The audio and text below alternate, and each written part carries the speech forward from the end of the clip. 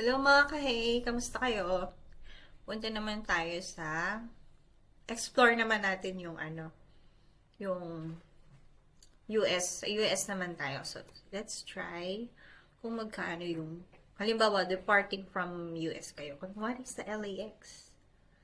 Hanap tayo ng murang flight dyan.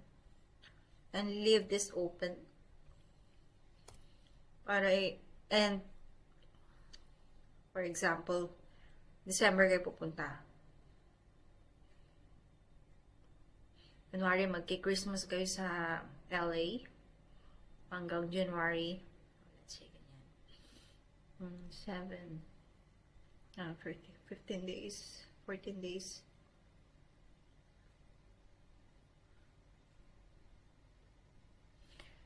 Days. Tapos, explore lang natin.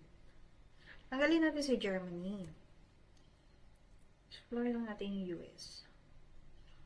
So, ira-round trip natin siya. So, anywhere in the United States, check natin kung magkano ang mga flights sa US. Let's see. Ayan. Kung Honolulu. Galing ka ng LAX. And that's about 48,000. So, this is Christmas holidays from December 21 to January 2. So, that's around 48,000 via Hawaiian Airlines, United,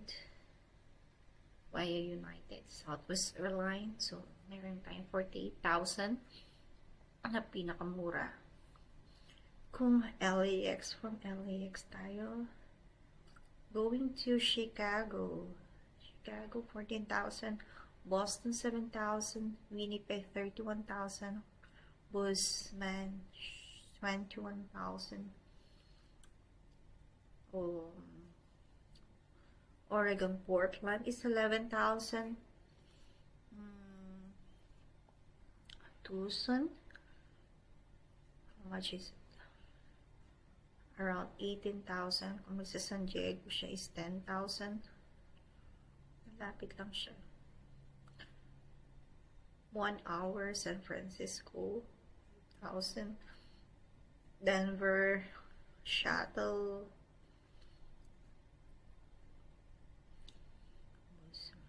21,000. Toronto, Boston. Daming flight, oh. Buffalo, Detroit, Pittsburgh, Cleveland, Columbus, Washington, D.C. Siyempre, kung nasa US ka na, stay ka doon ng 13 days, ang holiday. Tapos, punta ka ng 2 or 3 US states.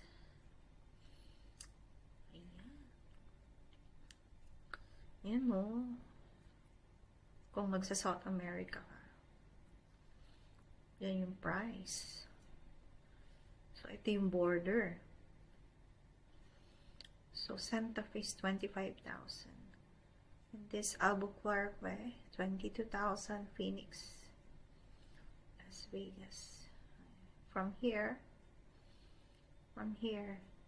LAX, El Centro, Southern, El Centro, Yuma. So, Arizona, Phoenix, Arizona, Grand Canyon Village. Gusto niyo pumunta dyan? Page, St. George, Durango, Delray, Moab, Gunnison, Aspen, Colorado Vale,